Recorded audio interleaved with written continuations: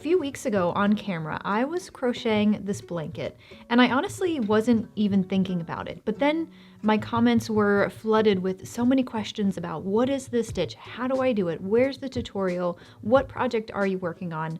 And you know, it made me realize that maybe I'm not the only one who's very excited about this stitch. So here's my thing about the woven stitch. Usually people will learn this stitch, use it once, and then never go back to it.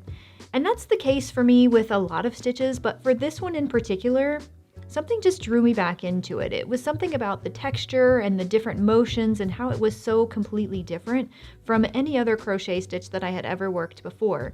And it made me explore this stitch in ways that I had never really explored other stitches before. A lot of times if a stitch is worked in rows, you kind of just work it in a row project and then never really explore the possibilities of how you would crochet that in the round, what it would look like if you played with different hook sizes. I'm genuinely convinced that it's one of the most interesting and unique stitches in my toolkit, and that's what has me coming back to it time and time again. So let me show you 3 different things that this stitch can do, because I think by the end of this, you're going to look at this stitch a little bit differently. The version that most people know is this one. With a standard hook, a worsted weight yarn, you get this really satisfying and raised texture. It's got structure and warmth, making it great for a cozy throw or a pillow cover or anything you want that tactile quality without being too heavy. Now this next one genuinely caught me off guard the first time I used it. When you work the woven stitch in the round, something shifts, the geometry changes, and what you get looks almost nothing like the flat version. I made this hat and I remember just staring at it thinking, wow, completely different result. Like you'd imagine, whenever you're working in rows back and forth, your stitches look a little bit different because you're looking at the right side on one half of your work, flipping it, and the right side is on the other. So because the stitches look a little bit different from one side to the other, when you're crocheting in a flat piece back and forth where you're rotating it, the stitch pattern looks completely different than if you're constantly looking at the same side as you would crochet in a round, for example, like this hat. So same exact stitch, completely different result with a different method of crocheting it. And then there's this, same stitch, much larger hook, and suddenly it's not textured anymore or cozy anymore. It's light and drapey and honestly perfect for summer.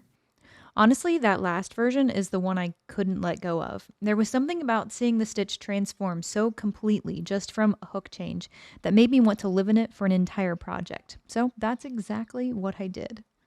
So this blanket is now a little bit more than halfway through, and I am just so in love with this project. It has been so much fun to sort of circle back to this project. I actually started it probably at the wrong time of year. I started on this knowing that it would be a spring or a summer blanket, but I started it in the fall. So I drifted away from it a little bit and came back to it. And now that I'm working on it in more of like the appropriate time of year, it's just a lot more fun. The stitch pattern is so completely unique and beautiful. It's light and airy. It has like a really nice sort of like heavier drape to it because of the yarn that I'm using. It's just an all-around great blanket, one that I'm genuinely excited about sharing with you. So this pattern I will have available in a full tutorial on June 5th. So if you're not subscribed, that would be a great time for you to do so you won't miss this project. It's one of those projects, one of those stitch patterns where you just have a single row repeat. So once you get the motions and learn it the first time, you can really finish this thing on autopilot. It turns into the perfect couch companion, a project that you can work on while still being present with your family, still watching your favorite TV shows, taking it on a road trip, wherever you might find yourself this season. A simple pattern like this is honestly the best project to take with you wherever you go. But honestly, even if a blanket or the woven stitch isn't your thing, it's not something that catches your eye, try working your favorite stitch in a different way than you normally would. Try using an oversized crochet hook, something that's like maybe a 15 millimeter, and pair that with maybe a bulky weight yarn. Go 3, 4, 5 hook sizes bigger than what you would think, because that's going to give you a more airy and drapey kind of fabric than what you would normally get for that stitch, and you'll get a completely different look. Try working it in the round.